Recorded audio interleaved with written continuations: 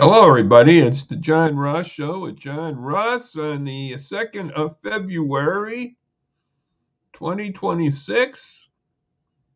And I think a lot of people would say today is Groundhog Day. Now, it's on calendars, another thing. It's on that. And I know that people are having birthdays today. My one nephew and a friend's mother's having her birthday today, but it's Groundhog Day. Just admit it.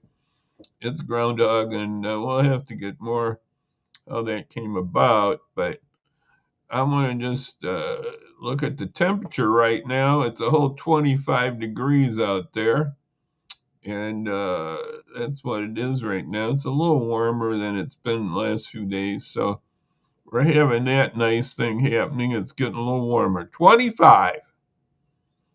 It's at 5 o'clock at 25. So that's pretty good. Well, Groundhog Day came from the Dutch. I found out. I read on this just a little while ago. Yeah, the Dutch brought it. I'm going to bring up my friend. I'm going to call him Fox Valley Phillip, but he was photographed by the U.S. wildlife people, but I'm going to call him Phillip. He's going to be our groundhog for today. And so groundhogs, if you want to know, I'm going to give you some little background here. Groundhogs are also known as woodchucks, are also known, and now this one I didn't know, whistle pigs. So they're about the size of a cat. Size rodents belong to the group of large ground squirrels in the family of Scaridae, I guess. I'm not pronouncing that probably right. That's why I didn't do too well in biology in class. They have the nickname whistle pig because when alarmed, they use a high-pitched whistle to warn their colony. So that's what they do. That's what Philip's doing here. I don't know if Philip, he's just looking around right now. This is a spring picture. We know it's not a winter picture. They have short ears, short tails, and their jaws are strong. Their teeth grow throughout their lives. That's interesting. My teeth don't grow. That's no. The average groundhog weighs about 11 pounds. That's when he's not on a diet. Despite their stocky build, they are surprisingly quick. Groundhogs are also good swimmers and tree climbers. I'm getting this from the wildlife people here, so that's what I'm reading from. They have two layers of fur, a dense gray outer coat and a longer coat of banded guard hairs that gives the groundhog a frosty appearance. When groundhogs are frightened, their hairs of the tail stand straight up. That's interesting. So, what do these groundhogs eat? This is a very interesting question. What do groundhogs eat? Do you know that one? What do they eat? What do groundhogs eat? A groundhog diet consists of green plants, fruits, and vegetables, but very little water. Most of their moisture comes from dewy leaves. They're mostly herbivorous, except when they're not. Then they're counted, they could, here's another thing. Occasionally they're spotted snacking, it says there, this is how they word it. Snacking on insects, bird eggs, and tiny creatures. Very delicious. Okay, here, where do groundhogs live? Now, I think I've seen on sides of railroad tracks and other places, and I don't know where they're living right now. Let me read this. Groundhogs live near rocky outgroups from valley bottoms to alpine tundra. but they avoid dense forests. They're active mostly at dawn and dusk, so I guess they're out right now. It's a little dusky right now. Groundhogs are exceptional diggers, and they use their claws to create an intricate system of underground burrows, which even include a separate bathroom chamber. These guys are very good. They're very clean that way. They have a separate bathroom. Very interesting. The burrow systems can have 2 or 10 entrances, but average is 5. Wow. They use these burrows all year round for resting, safety, and raising their young. And I guess probably snacking too, as we just said. They do have little snacks every so often of critters. So, where are we at here? Okay. I'll read my history here. I alluded to it earlier. The origins of Groundhog Day. You wanted to know that, didn't you, folks? Where did Groundhog Day come from? We can all agree that Groundhog is the most famous rodent meteorologist, but who appointed them the official spring forecasters? That's a good question. The Pennsylvania Dutch introduced the superstition into our popular culture.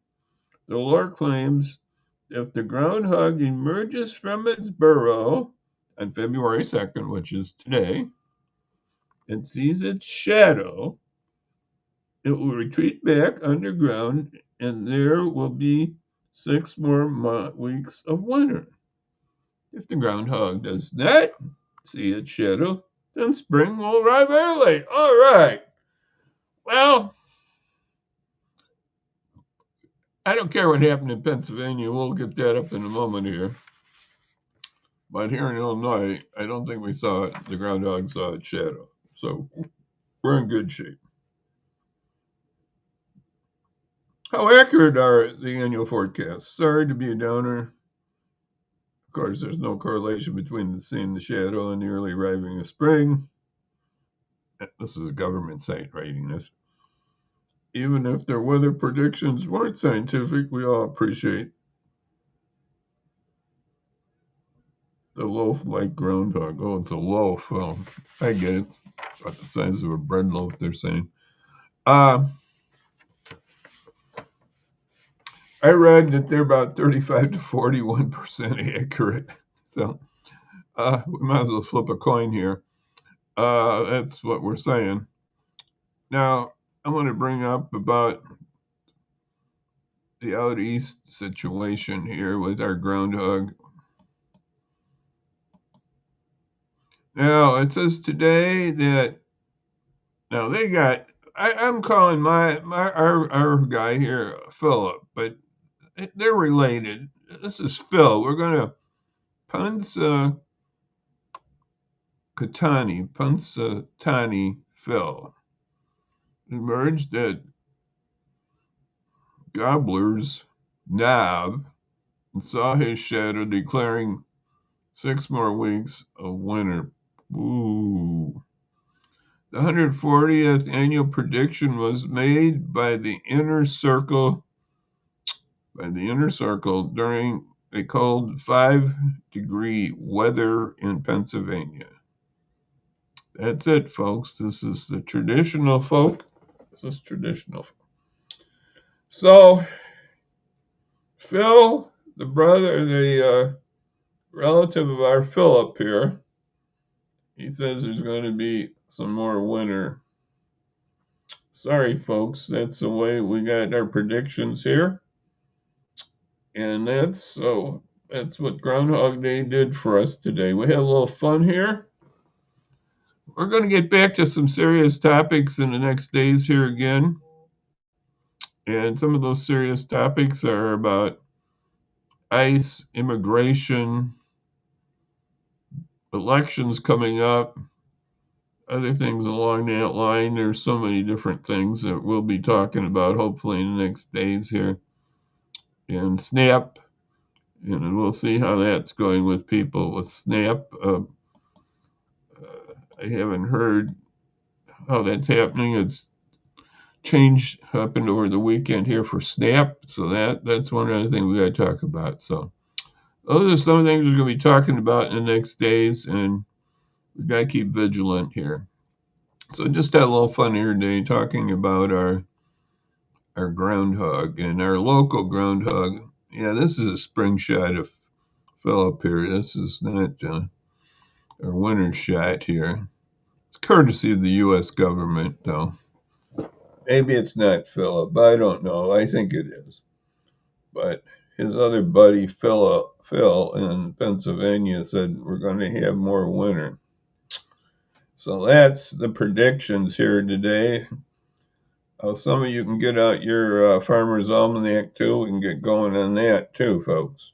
That's another way we can look at this, or we can watch our weather tonight, or we can watch our weatherman on TV and see what they predict.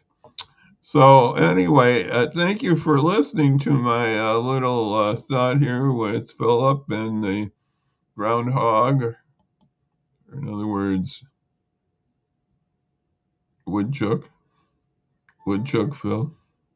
Philip, yeah, woodchuck. So thank you for being with us here today. So I'm just going to say bye-bye for now. And then we'll be back, Lord willing, on Wednesday. That's Wednesday, folks.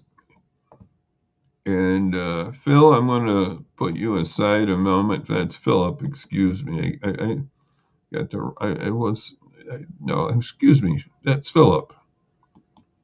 So bye, Philip.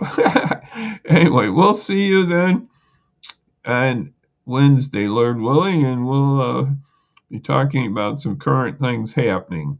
So anyway, Lord bless you folks, and thank you for listening for these few moments while we discussed Groundhog Day.